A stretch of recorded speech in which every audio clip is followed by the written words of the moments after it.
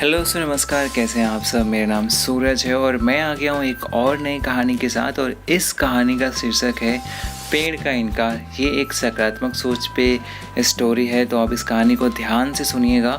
दोस्तों, एक बड़ी सी नदी के किनारे कुछ पेड़ थे जिनकी टहनियाँ नदी के धारा के ऊपर तक फैली हुई थीं। एक दिन एक चिड़ियों का परिवार अपने लिए घोंसले की तलाश में भटकते हुए उस नदी के किनारे पहुंच गया। चिड़ियों ने एक अच्छा सा पेड़ देखा और उससे पूछा, हम सब काफी समय से अपने लिए एक नया मजबूत घर बनाने के लिए एक बड़ा सा पेड़ तलाश रहे हैं। आपको देखकर हमें बड़ी प्रसन्नता हुई। आपकी मजबूत शाखाओं पर हम एक अच्छा सा घोंसला बनाना चाहते हैं ताकि बरसात शुरू होने से पहले हम खुद को सुरक्षित रख सके। क्या आप हमें इसकी अनुमति देंगे? पेड़ ने उनकी बात को सुनकर साफ इनकार कर दिया और बोला, मैं तुम्हें इसकी अनुमति नहीं दे सकता। जाओ कहीं और अपनी तलाश पूरी करो। चिड़ियों को पेड़ का इनकार बहुत बुरा लगा। वो उसे भला बुरा कहकर सामने के ही एक पेड़ के पास चली गईं। उस पेड़ से भी उन्होंने घोंसला बनाने की अनुमति मांगी। इस बार पेड़ आसानी से तैयार हो गया और उन्हें खुशी खुशी वहां रहने की अनुमति दे दी। दोस्तों, समय बीता, बरसात का मौसम शुरू हो गया और इस बार की बारिश भयानक थी। नदियों में बाढ़ आ गई। नदी अपनी तेज प्रवाह से मिट्टी काटते काटते और चौड़ी हो गई और एक दिन तो इतनी बारिश हुई कि नदी में बाढ़ सी आ गई।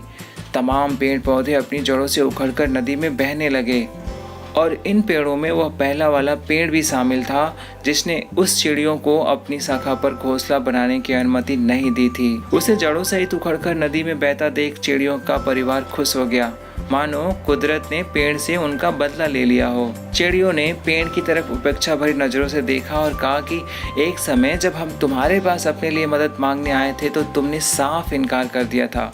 अब देखो, तुम्हारे इसी स्वभाव के कारण तुम्हारी यह दशा हो गई है। इस पर पेड़ ने मुस्कुराते हुए उन चिड़ियों से कहा, मैं जानता था कि मेरी उम्र हो चली है और इस बरसात के मौसम में मेरी कमजोर पड़ चुकी जड़ें टिक नहीं पाएंगी, और मात्र यही कारण था कि मैंने तुम्हें इनकार कर दिया था, क्योंकि मैं नहीं चाहता था कि मेरी वजह से तुम्हारे ऊपर विपत्ति आए।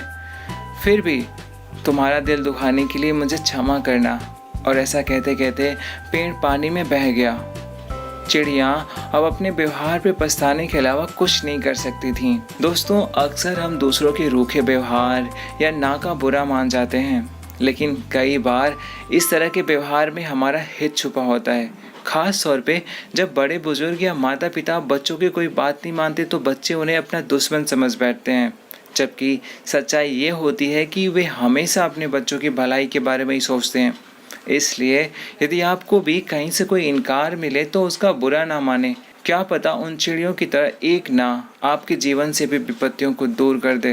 दोस्तों, आई होप कि आपको ये कहानी पसंद आई होगी और इस तरह की और स्टोरीज सुनने के लिए या देखने के लिए आप मेरे चैनल को सब्सक्राइब कर सकते हैं।